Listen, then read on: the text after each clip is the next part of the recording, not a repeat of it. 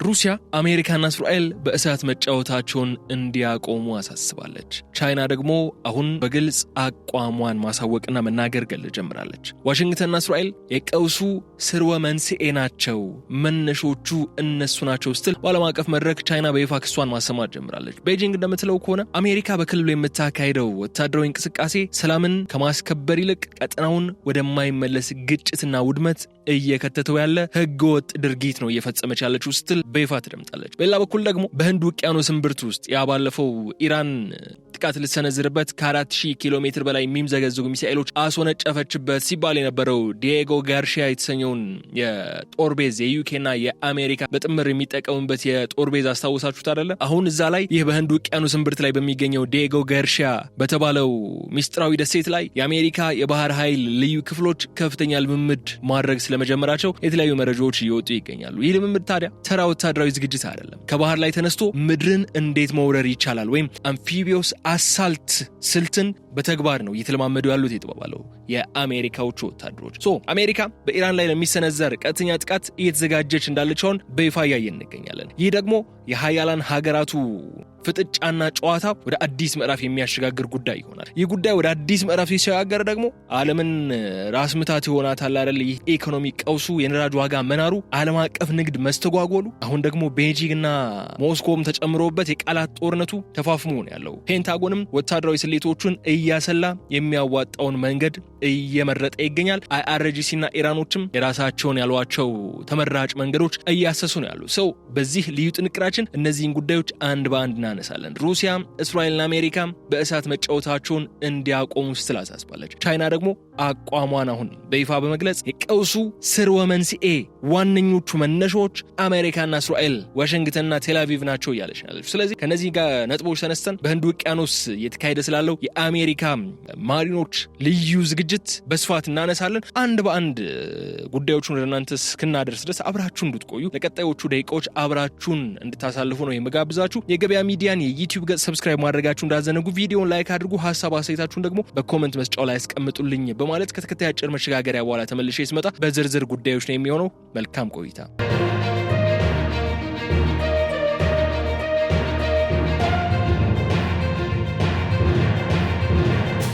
ቻይና በቅርቡ ያወጣችው አንድ አነጋጋሪ መግለጫ ለዓመታት በአሜሪካ የበላይነት ሲመራ የነበረውን የመካከለኛው ምስራቅ የጸጥታ መዋቅር በቀጥታ የሚገዳደር ሆኖ ይገኛል። ቤጂንግ በግልጽ እንደተናገረችው ከሆነ በተለይ በሆርሙዝ ወሽመጥ አካባቢ የሚታየው የባህር ላይ ትርምስና አለመረጋጋት ዋነኛው ተጠያቂ አሜሪካና ዋነኛና ቀንደኛ የጦር አጋሯ እስራኤል ናቸው ስትል ቤጂንግ ክሷን አሰምታለች። ይህ ክስ ዲፕሎማሲያዊ ወቀሳ ብቻ አይደለም። ይህ ክስ በክልሉ እየተካሄደ ያለውን ወታደራዊ እንቅስቃሴ ህገወጥ በማለት የፈረጀ ክስ በመሆኑ ጉዳዩ ወደ ለየለት ዓለም አቀፍ የህግ አግባብነት ክርክር የሚያሸጋግረው ነው። ቻይና ይህ ጠንከር ያለ አቋም ለመያዝ የተገደደችው በአሜሪካ በክልሉ የምታደርገውን እንቅስቃሴ የጸጥታ ማስከበር ሳይሆን ጦርነት ጉሰማና የጦርነት ስርዓት ነው የሚል እምነት እንዳለም የሚያሳይ ነው። ቤጂንግ እንደምትከራከረው ከሆነ መሰላችሁ የተከበራችሁ አድማጮቻችን፣ ዋሽንግተን በሆርሙዝ ወሽመጥና በቀይ ባህር አካባቢ የባህር ኃይል ስምሪት የምታደርገው የዓለም አቀፍ ህግን ባልተከተለ መልኩ በማለት ነው። ቻይና ይህንን ኦፕሬሽን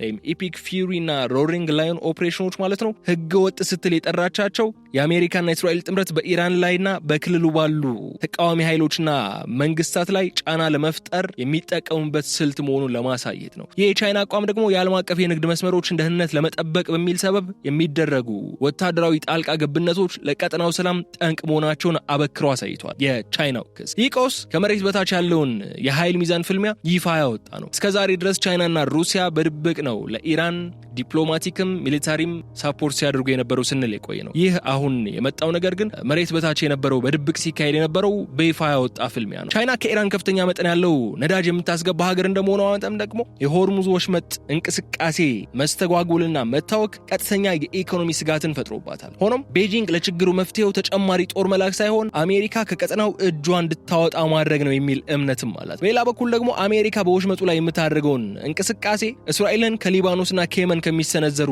ጥቃቶች ለመከላከል የታለመ እንደሆነ ነው የምትገልጸው። ቻይና ይህንን ይህን ድርጊት የቀውሱ መንስኤ ወይም ሩት ካውዝ በማለት ትፈርጇለች። እንደ ቤጂንግ ገለጻ ከሆነ እስራኤል በጋዛ የምታካሄደው ጦርነትና አሜሪካ ለዚህ የምትሰጠው ወታደራዊ ድጋፍ ነው መላውን መካከለኛው ምስራቅ ወደ ግጭት አዙሪት የከተተው የሚል እምነት አላት ቻይና።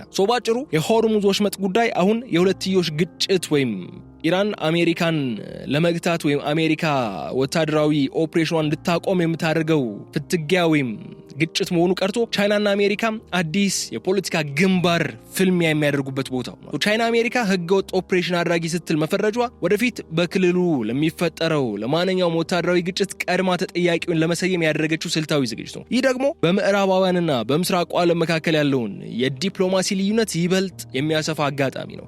ከዚህ ተነስተን ደግሞ ትኩረታችን ወደ ህንድ ውቅያኖስ ላይ ወደምትገኘው ስትራቴጂካዊቷና እጅግ ሚስጥራዊት ወደ ሆነችው የዲየጎ ጋርሺያ ደሴት እናድርግ። በአሁኑ ወቅት በዚህች ደሴት ላይ እየተከናወነ ያለው ወታደራዊ እንቅስቃሴ አሜሪካ በመካከለኛው ምስራቅ ለሚኖረው ቀጣይ እርምጃ ትልቅ ፍንጭ የሚሰጥ ሆኖ ተገኝቷል። ትራምፕ በባለፈው ንግግራቸው ስለ ግራውንድ ኢንቬዥን ወይም የባህር የምድር ጦር ወደ ኢራን ለማስገባትና ካርግ ደሴትን ለመያዝ የነዳጅ ሀብቱን ለመያዝ ፍላጎት አላቸው የሚለውን ከዚህ በፊት ሲነሳባቸው የነበረውን ክስና ጭምጭምታ ሙሉ በሙሉ እንዳልሰሙ በማለፍ በመጨረሻው ንግግራቸው ላይ ስለዚህ ግራውንድ ኦፕሬሽን ምንም አይነት መረጃ ሳይሰጡ ነው የቀሩት ፕሬዚዳንት ዶናልድ ትራምፕ። ግን አሁን የወጡ መረጃዎች እንደሚያሳዩት ከሆነ በዲየጎ ጋርሺያ የአሜሪካ ማሪኖች ልምምድ ማድረጋቸውን ጀምረዋል። በአሁኑ ወቅት በዚህ ደሴት ላይ እየተከናወነ ያለው ወታደራዊ እንቅስቃሴ አሜሪካ በመካከለኛው ምስራቅ ለሚኖራት ቀጣይ እርምጃ የሚደረግ ዝግጅት መሆኑ ተገልጿል። በተለይ ደግሞ የአሜሪካ ባህር ኃይል ልዩ ኃይሎች ወይም ማሪኖች እያካሄዱት ያሉት የአምፊቢያን ጥቃት ልምምድ ዋሽንግተን ከባህር ኃይል ጥበቃ ባለፈው ወደ ምድር ወረራ ወይም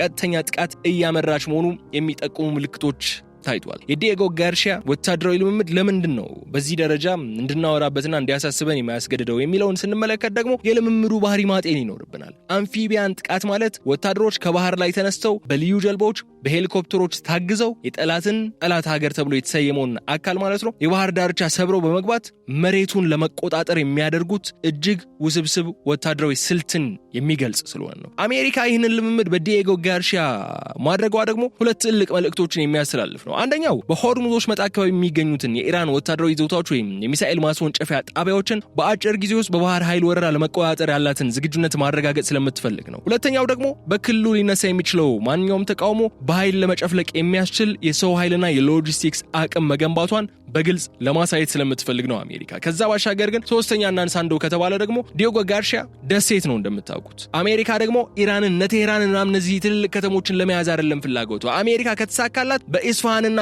ሌሎች ኒውክሌር ሳይቶች ላይ ያሉትን የዩራኒየም ክምችቶችን ሲዝ ማድረግ ወይም መያዝ ትፈልጋለች። እሱ ካልሆነ ደግሞ የኢራንን ደሴቶች እንደነ ካርግ የመሳሰሉ ደሴቶችን የኢራንን የነዳጅ ኤክስፖርት 90% ድረስ የሚሸፍኑ እንደነ ካርግ የመሳሰሉ ደሴቶችን መያዝ ነው የምትፈልገው። እነ ካርግ የመሳሰሉ ደሴቶችን ለመያዝ ደግሞ በዲየጎ ጋርሺያ የሚደረግ ልምምድ ጥሩ አድቫንቴጅ ይሰጣል። ለምን ከተባለ ዲየጎ ጋርሺያም ደሴት ነው ብያቸዋለሁ፣ ካርግም ደሴት ነች፣ አይላንዶች ናቸው። በአይላንድ ላይ ልምምድ አድርገ ሌላ አይላንድ ለመያዝ ምቹ ሁኔታን ስለሚፈጥር ማለት ነው።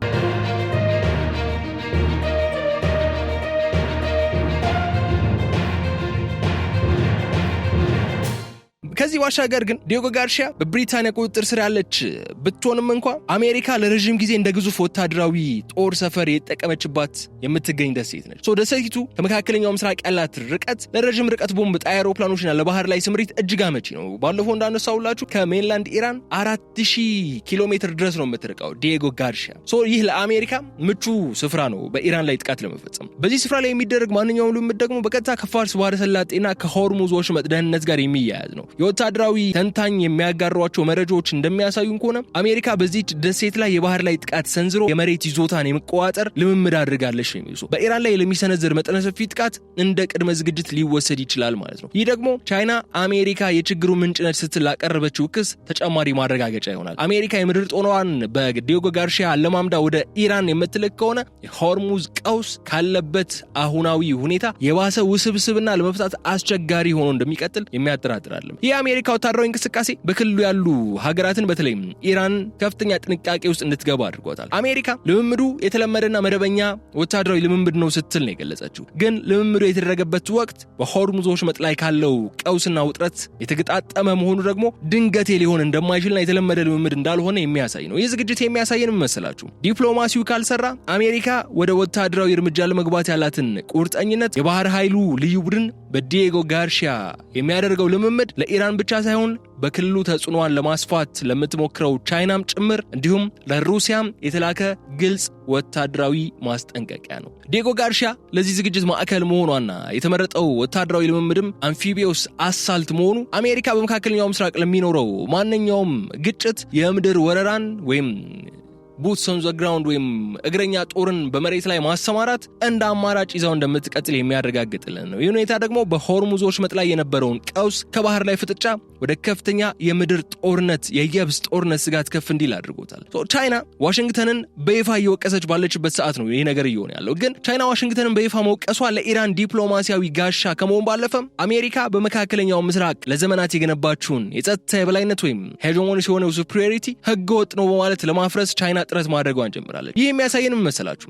በሁለቱ ሀያላን መካከል ያለው ፍጥጫውን ከሆርሙዝ ወሽመጥ አልፎ ለምን የዓለምን ስርዓት እንደሚቀይር ማሳያ ሆኖ ይወሰዳል። ቻይና በሆርሙዝ ወሽመጥ ጉዳይ ላይ እንዲህ ያለ ጠንካራ አቋም የያዘችው ሁለት መሰረታዊ ምክንያቶች ስላሏት ነው። መጀመሪያ ቻይና ከኢራን የምታስገባው ነዳጅ በከፊል የአሜሪካን ማዕቀብ በመጣስ የሚከናወን ነው። አሜሪካ በወሽመጡ ላይ ያላትን ወታደራዊ መገኘት ካጠናከረች ደግሞ ይህንን የቻይናን የኢነርጂ ደህንነት አደጋ ላይ የሚያወድቀው ይሆናል። ሁለተኛውና ዋናው የቻይና ምክንያት ደግሞ በመካከለኛው ምስራቅ የምትከተለውን ፒስ ትሩ ዴቨሎፕመንት ወይም ሰላም በልማት የተሰኘው ፖሊሲ አሜሪካ ከምትከተለው ሰላም በወታደራዊ የበላይነት ወይም ፒስ ትሩ ሚሊታሪ ዶሚናንስ ከሚለው ፖሊሲ ጋር ቀጥተኛ ግጭት ውስጥ የሚገባ ስለሆነ ነው። ቻይና አሜሪካን ህገወጥ ስትል የምትጠራው በክልሉ ያለውን አለመረጋጋት በመጠቀም ዋሽንግተን ተጨማሪ ጦር በማስፈር የኤነርጂ መስመሮችን ለመቆጣጠር እየሞከረች ነው የሚል ስጋት ስላላት ነው። አሜሪካ በዲየጎ ጋርሺያ የምታደርገው የባህር ኃይል እንቅስቃሴና በሆርሙዝ ወሽመጥ ላይ የምታሳየው ጡንቻ ለቻይና ለሩሲያ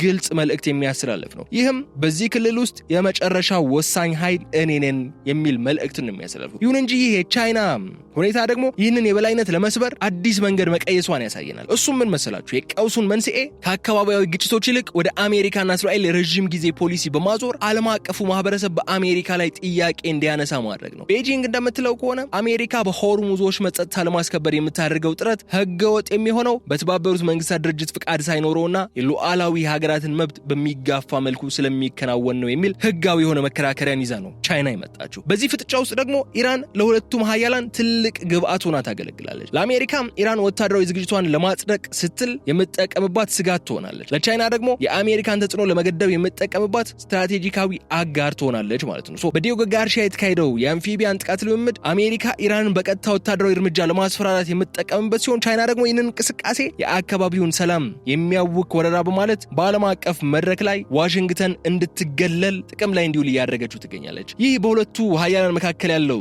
ፍጥጫ ከወታደራዊ ይልቅ ወደ ከፍተኛ ዲፕሎማሲያዊ ፕሮፓጋንዳ ጦርነት እየተቀየረም ነው ያለው። ቻይና አሜሪካን ህገወጥ ስትል ስትከሳት፣ አሜሪካ ደግሞ በዲየጎ ጋርሺያ ጥንካሬዋን ለማሳየት ልምምዷን ጀምራለች። ሁለቱም ወገኖች በመካከለኛው ምስራቅ የሚኖራቸውን የወደፊት የኃይል ሚዛን ለመወሰን እየተፋለሙ መሆኑን እንረዳለን። ከዚህ ይህ ፍጥጫ በቀጣይ የምናየውን የእስራኤል ሚናና የቀጠናውን መተሳሰር ደግሞ ይበልጥ ውስብስብ እንዲሆን ያደርጓል። እስራኤል በዚህ አሜሪካ ከሌሎች ሀያላን ጋር እየገባችበት ባለው ፍጥጫ ውስጥ እስራኤል ምን ሚና ይኖራታል የሚለው ተጠባቂ ነገር ይሆናል ማለት ነው። አሜሪካ አሁን በይፋ እግረኛ ጦር ልታስገባ የምትችልበትን ሁኔታዎችን ለማመቻቸት ዝግጅቷን ልምምዷን እያደረገች ትገኛለች። አሜሪካ ለምንድነው ይህን ሁሉ ዝግጅት ያስፈልጋት የሚለውን እናንሳ። ኢራን ስለዚህ ምን አይነት ምላሽ ልትሰጥ ትችላለች? በዲየጎ ጋርሺያ የሚከናወነው እንቅስቃሴ ዝም ብሎ ለልምምድ ብቻ አይደለም። በሆርሙዝ ወሽመጥ ላይ ሊከሰት የሚችለውን የመጨረሻው ፍልሚያ ታሳቢ ያደረገ መሆኑ ወታደራዊ ተንታኞች ይስማማሉ በዚህ ጉዳይ ላይ። አሜሪካ በዲየጎ ጋርሺያ የምታደርገውን ዝግጅት በዝርዝር ስንመለከተው ትኩረቱ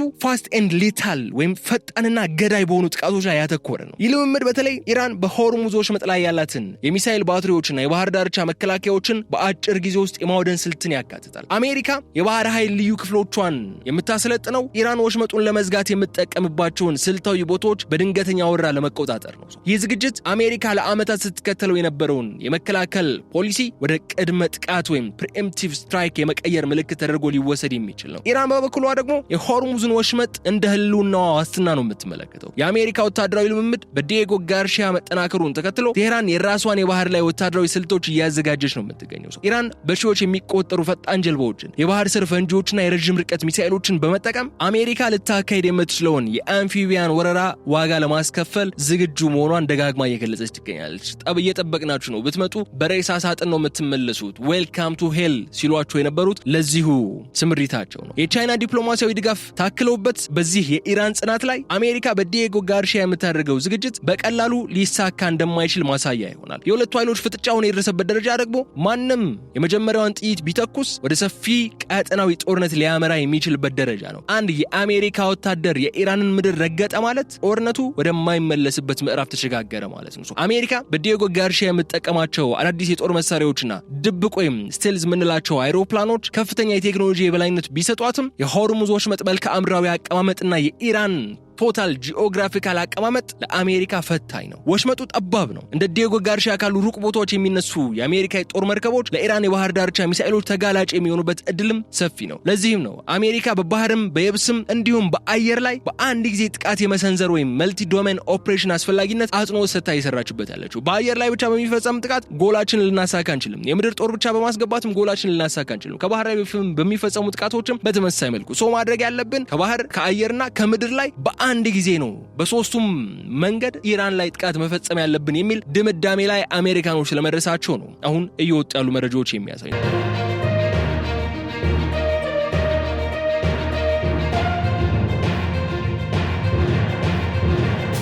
ይህ ዝግጅት ለኢራን ግልጽ ማስጠንቀቂያ ቢሆንም እንኳን ኢራን ወደ ኋላ ከመመለስ ይልቅ ግን የራሷን ወታደራዊ ዝግጅት እንድታፋጥን እያደረጋት ይገኛል። ኢራናውያን እጅ በመስጠት የሚታወቁ ህዝቦች አይደሉም። ምንም አይነት ከነሱ አቅም በላይ የሆነ ወራሪና ጠላት ቢመጣባቸው እንኳን እስከ መጨረሻው የደም ጠብታቸው ድረስ መዋጋትን የሚሹ ከሚማረኩ ሀገራቸው ከምትወረር እስከ መጨረሻው ጠብታ ድረስ ለመፋለም ዝግጁ የሆኑ ህዝቦች ናቸው። እነሱም በአሜሪካ ልክ ዝግጅታቸውን እያጧጧፉ ነው የሚገኙት። በሆርሙዞች መጥላይ ያለው ውጥረት አሁን ላይ ከቃላት ባለፈ ወደ ከፍተኛ ወታደራዊ ዝግጅት ነው የተሸጋገረው። አሜሪካ በዲየጎ ጋርሺያ የምታደርገው ልምምድ ኢራን የምታሳየው የጽናትና የመመከት ዝግጅት ቀጠናው ወደ ከፋ እልቂትና ግጭት እየመሩት እንደሆነ ግን የሚያጠራጥር አይደለም። ቻይና ይህንን ሁሉ ሂደት ህገወጥ ስትል መፈረጇ ደግሞ ግጭቱ ቢቀሰቀስ እንኳን አሜሪካ ዓለም አቀፍ ድጋፍ እንዳታገኝ ለማድረግ የታለመ ስልታዊ እርምጃ ነው። አሜሪካ አሁን በግልጽ ድጋፍ እያጣችባቸው ያሉ አካባቢዎች እየተመለከትን ነው የምንገኘው። በርካታ የአውሮፓ ሀገራት ኔቶን ጨምሮ በዚህ ጦርነት ላይ ተሳታፊ ላለመሆን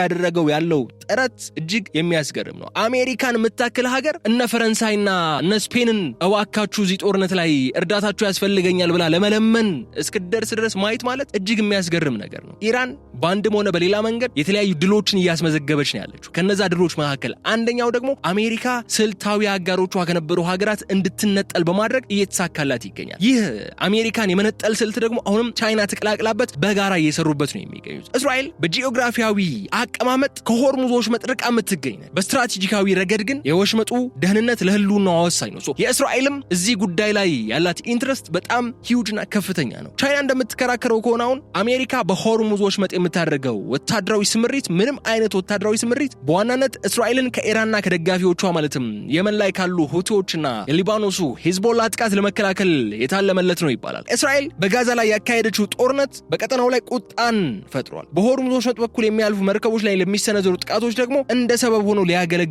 እያገለገለም ይገኛል። በቀይ ባህር በኩል ተመሳሳይ ነገር ስለነበረ ማለት ነው። ቤጂንግ እስራኤል የችግሩ መስራች አካል ነች ስትል የአሜሪካ ወታደራዊ ድጋፍ እስራኤል ይበልጥ ደፋር በማድረግ ቀጠናውን ወደማይፈለግ ጦርነት እየከተተው መሆኑን ለማሳየት ነው። አሜሪካ በምትሰጠው ይሁንታ እስራኤል በቀጠናው የፈለግኩትን ነገር ማድረግ እችላለሁ ብላ እንድታስብ በማድረጓ እስራኤል የችግሩ መንስኤ ተባባሪው ደግሞ አሜሪካ ስለመሆናቸው ቻይና በይፋ እየገለጸች ትገኛለች። በዲየጎ ጋርሺያ የሚካሄደው የአምፊቢያን ጥቃት ልምምድ ደግሞ እንደከዚህ ቀደሙ ሁሉ በሲአይኤ ሳይሆን በሞሳድ መረጃዎች መሰረት ተደርጎ የሚፈጸም ነው። እስራኤል በኢራን የኒውክሌር ጣቢያዎችና ወታደራዊ ተቋማት ላይ ያላት ጥልቅ የስለላ መረጃ አሜሪካ ለምታቅደው ማንኛውም ወታደራዊ እርምጃ እንደ ግብአት ሆኖ ነው የሚያገለግለው። ቻይና ይህንን ግንኙነት ህገወጥ ስምምነት በማለት ነው የምትጠራው። ሁለቱ ሀገራት ዓለም አቀፍ ደንቦችን በመጣስ በሉዓላዊ ሀገራት ላይ ጥቃት ለመሰንዘር እየተባበሩ ነው በሚልም እምነት አላት። ይህ ጥምረት ደግሞ ኢራንን ከሁለት አቅጣጫ ማለትም ከቀይ ባህር በእስራኤል በኩልና ከህንድ ውቅያኖስ ደግሞ በአሜሪካ በኩል ለመቆጣጠር የታለመ ስልታዊ ጥረት ነው ስትል ትገልጻለች። በእስራኤልና በፍልስጤም መካከል ያለው የቆየ ግጭት በኢራን የሚደገፉ ኃይሎችን ለተቃውሞ እንዲነሳሱና በኢራን ጎን ሆነው ጦርነቶች እንዲዋጉ ይገፋፋቸዋል። እነዚህ ኃይሎች ደግሞ በሆርሙዝ ወሽመጥና በቀይ ባህር ላይ የንግድ መርከቦችን በማስተጓጎል በአሜሪካና በእስራኤል ላይ ጫና ለመፍጠር ይሞክራሉ። አሜሪካ ለዚህ ምላሽ ለመስጠት ደግሞ በዲየጎ ጋርሺያ ወታደራዊ ልምምድን አጠናክራለች። ቻይና ደግሞ መፍትሄው እስራኤል በጋዛ ምድር የምታደርገውን ሰፈራና ጭፍጨፋ ማቆም እንጂ ወታደራዊ ጡንቻዬን አሳያችኋለሁ እያሉ መፎከር አይደለም በማለት ዲፕሎማሲያዊ ጫናዋን ገፍታበቻለች። ይህ የእስራኤል ሚና ደግሞ ለቀውስ መባባስም ሆነ መርገብ ቁልፍ መሆኑ ያረጋግጣል። እስራኤል በጋዛ ላይ፣ በሊባኖስ ላይ፣ በዌስት ባንክ ላይ የምታደርጋቸውን መስፋፋትና ሰፈሮች ማቆምና መቀነስ ምናልባትም ይህ ጦርነት ሊረግብ የሚችልበት እድልን ሊፈጥር ይችላል። ንግግር የሚባል ነገር ሊመጣ የሚችልበት እድልን ይፈጥራል። የሆርሙዝ ወሽመጥ ቀውስ ከእስራኤል ፍልስጤም ግጭት ተነጥሎ ሊታይ የሚችል ጉዳይ አይደለም። ቻይና አሜሪካና እስራኤልን በአንድ ላይ መውቀሷ ቀውሱ ወታደራዊ ብቻ ሳይሆን ጥልቅ ፖለቲካዊ መነሻን እንዳለው የሚያሳይ ነው። በዲየጎ ጋርሺያ የሚደረገው የአሜሪካ ዝግጅት ደግሞ የእስራኤልን የደህንነት ጋሻ ለመጠበቅ የታለመለት ነው። ለቻይናና ለኢራን ግን ይህ ቀጠናውን ወደ ጦርነት የሚገፋ ጦር ጉሰማ ወይም የጦር አዋጅ ነው ማለት ነው። ነገር ግን ይህ ሁሉ ወታደራዊ ዝግጅትና የቃላት ጦርነትና ግብግብ አንድ ትልቅ ሰለባ አለው። እሱም አንድ ሀገር አንድ አካባቢ ብለህ ነጥለህ የምትጠራው ሳይሆን የዓለም አቀፍ የንግድና የኢነርጂ ፍሰት ነው። በዚህ ግብግብ በዚህ ወታደራዊ ግጭት ውስጥ በጥልቅ ሰለባ የሆነው የሆርሙዝ ወሽመጥ በዓለም ላይ ካለው የባህር ላይ የነዳጅ ንግድ 1/5 የሚስተናገድበት ስፍራ ነው። በዚህ አካባቢ የሚነሳ ማንኛውም መጠነኛ ግጭት በእያንዳንዱ ሰው ጎጆ ውስጥ የሚገባ ጉዳይ ነው። ለምንድን ነው ቻይና ይህንን ነገር የፈጠረውን የአሜሪካ እንቅስቃሴ ህገወጥ ስትል በከፍተኛ ሁኔታ እየተቃወመችው ያለችው ብለን እንጠይቅ። ለምን ከተባለ በቀጥታ በቃ ከኢኮኖሚው ደህንነት ጋር የሚገናኝ ነው። ቻይና በዓለም ላይ ከፍተኛውን ነዳጅ ከውጭ የምታስገባ ሀገር ነች።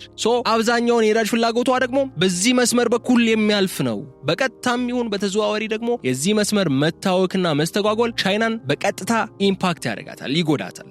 አሜሪካ በዲየጎ ጋርሺያ የምድር ጦሯን የባህር ኃይሏን ለጥቃት ስታዘጋጅ ልምምድ ስታስጀምር ቤጂንግ ነዳጅ የማግኘት ዋስትናዬ በአሜሪካ እጅ ሊወድቅ የሚችልበት እድል ሊፈጠር ይችላል ብላ በከፍተኛ ሁኔታ እንድትሰጋ አድርጓታል። ለዚህም ነው አሁን ቻይና በይፋው የወጣች ድምጿን እያሰማች የምትገኘው። ይህ በሁለቱ ሀገራት መካከል ያለውን የንግድ ፉክክራውን ወደ ወታደራዊ ስጋትነት እንዲቀየር እያደረገው ይገኛል። በወሽመጡ አካባቢ ያለው ውጥረት አሁን ተጨባጭ የሆኑ የንግድ ተጽዕኖዎችን እያሳደረ ነው ያለው። የአሜሪካ የባህር ኃይል እንቅስቃሴና በኢራን የሚደገፉ ኃይሎች የሚሰነዝሩት ጥቃት ደግሞ ዓለም አቀፍ የንግድ መርከቦች ኢንሹራንስ ዋጋ በከፍተኛ ሁኔታ እንዲጨምር አድርጓል። መርከቦችን ቀጠና ላለመጠቀም ረጅምና ውድ የሆኑ አማራጮች መንገዶችን ለመምረጥ እየተገደዱ ነው። ቻይና አሜሪካ የምትከሰው ሰላም ላሰፍም ነው በሚል ሰበብ የምታደርገው ጣልቃ ገብነት የንግድ መርከቦች ስጋት ላይ የጣለ ኑሮ እንዲወደድ ኢኮኖሚያዊ ሁኔታዎች እንዲናጉ ያደረገ ነው በሚል ነው።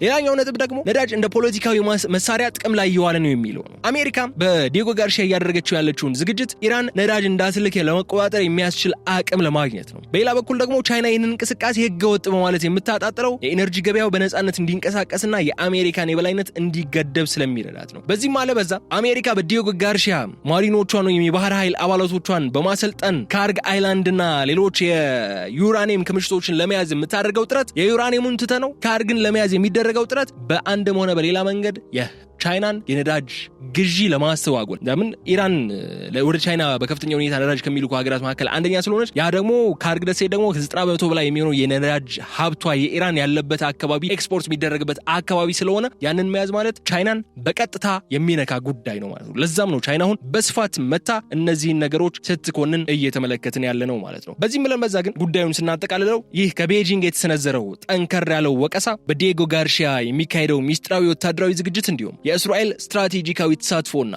በዓለም ኢኮኖሚ ላይ የተደቀነው ስጋት የሚያሳዩን አንድ ነገር ቢኖር ነገን እንድንፈራ ነገን እንድንሰጋ የሚያደርጉ ነው። ቀጥሎ ምንድነው የሚከሰተው ነገ ምንድነው የሚመጣው የሚለውን ማንሳት ግድ ይለናል። በሆርሙዝ ወሽመጥ ላይ የታየው ይህ ፍጥጫ ዝም ብሎ የሚያልፍ ወቅታዊ ክስተት አይደለም። የ21ኛው ክፍለ ዘመን አዲስ የዓለም ስርዓት ቅርጽ እየያዘ መሆኑን የሚያሳይ ትልቅ ማሳያ ነው። ቻይና አሜሪካን ህገ ወጥ ስትል አሜሪካ ደግሞ ዲየጎ ጋርሺያ የወረራ ልምምድ እያደረገችባት ትገኛለች። ዓለም ወደማይመለስበት የኃይል ፍልሚያ ግጭት ውስጥም እየገፉት ይገኛሉ። ወደፊት የሚጠበቁትን ክስተቶች አንድ ሁለት ብለን ስንመለከት አንደኛው በመካከለኛው ምስራቅ ያለው የአሜሪካ የበላይነቷን በታሪክ ታይቶ በማያውቅ መልኩ መፈተኑን ይቀጥላል። ቻይና የቀውሱ ምንጭ አሜሪካ ነች የሚለው ናሬቲቭዋን በመጠቀም በክልሉ ያሉ ሀገራት ኢራንን ጨምሮ ሳውዲ አረቢያና ኤምሬትስ ከአሜሪካ የጸጥታ ትስስር ወጥተው ወደ ምስራቅ ዓለም እንዲያዘነብሉ ዲፕሎማሲያዊ ጫና ማድረጓን ትቀጥላለች ቻይና። ይህ ደግሞ አሜሪካ ለዓመታት የገነባቸውን የዓለም ልዕለ ኃያል ነኝ የሚለውን የዓለም ጸጥታ አስከባሪ ፖሊስ ነኝ የሚለውን ሚና እንዲናድ ያደርገዋል። በሌላ በኩል ደግሞ አሜሪካ በዲዬጎ ጋርሺያ የምታሳየው ወታደራዊ ቁርጠኝነት ዋሽንግተንን በቀላሉ ስፍራውን ለቻይና እንደማትለቅና አስፈላጊ ከሆነም ወደ ቀጥተኛ ጦርነት ለመግባት ዝግጁ መሆኗን ያረጋግጣል ማለት ነው። በሆርሙዝ ወሽመጥ ያለውን ሁኔታ ደግሞ ወደ ግልጽ ጦርነት የመቀየር እድሉና ሁኔታዎች አሁን ካሉበት በባሰ ሁኔታ ቀውስ ውስጥ የመግባታቸው ሁኔታ ሰፊ ይሆናል። አሜሪካ በዲዬጎ ጋርሺያ ያሰለጠነቻቸው እነዚህ የአምፊቢያን ጥቃት ፈጻሚ ኃይሎች ወደ ተግባር የምታስገባቸው ከሆነ ኢራን ወሽመጡን ለመዝጋት ወይም የነዳጅ ፍሰቱን ለማስተጓጎል በሚታይ መልኩ ከፍተኛ የሆነ እርምጃ ልትወስድ ትችላለች። ቻይና ግን እንዲህ አይነቱ እርምጃ እንዳይወሰድ ለኢራን የኢኮኖሚና የዲፕሎማሲ ከለላ በመስጠት አሜሪካን አግረሰር ወይም ወራሪ እንደሆነች በመግለጽ ጨዋታው በቀጠናው ላይ ያለውን ውጥረት ለረጅም ጊዜ ሳይረግብ እንዲቆይ ያደርገው ይገኛል። በዚህ መሃል ግን ኢራን ከዚህ በፊትም እንደምናውቀው አጋር ለምትላቸው ሀገራት መርከቦቻቸው እንዲያልፉ ስለምታመቻች ቻይና ተጠቃሚነቷ ይቀጥላል ማለት ነው። ስናጠቃልለው ግን ሁሉም በሆርሙዝ ወሽመጥ ላይ ያለው ሰላም በአሁኑ ወቅት እጅግ ደካማ በሆነ ሁኔታ ላይ ነው ያለው። የቻይና የቃላት ጦርነትና የአሜሪካ ወታደራዊ ዝግጅት ተዳምረው በቀጠናው ላይ ያለው ጂኦፖለቲካዊ ሚዛን ወደ አዲስና ያልተጠበቀ አቅጣጫ እየመራው ነው ያለው። ይህ በዓለም ላይ ካሉት ስትራቴጂካዊ ቦታዎች አንዱ የሆነው የሆርሙዝ ወሽመጥ ጉዳይ በቀጣዮቹ ዓመታትም የዓለምን ሰላምና የኢኮኖሚ ሁኔታ የሚወስን ዋነኛ አጀንዳ ሆኖ መቀጠሉ አይቀርም። ግን በቀጣይ የሚፈጠሩት ጉዳዮች ደግሞ ከታትለን እናደርሳቸዋለን በማለት የዕለቱን ልዩ ጥንቅራችን እዚህ ላይ እንቋጫለን። አብራችሁን ስለቆያችሁ እጅግ አድርጌ ነው ማመሰግናችሁ። ቪዲዮውን ላይክ አድርጉ፣ ሀሳብ አስተያየታችሁን በኮሜንት መስጫው ላይ አስቀምጡልን። የገበያ ሚዲያን የዩቲዩብ ገጽ ደግሞ ሰብስክራይብ ማድረጋችሁ እንዳትዘነጉ። በቀጣይ በሌላ ጉዳይ እስክንገናኝ ድረስ መልካሙን ሁሉ ለእናንተ ተመኘው። ሰላም።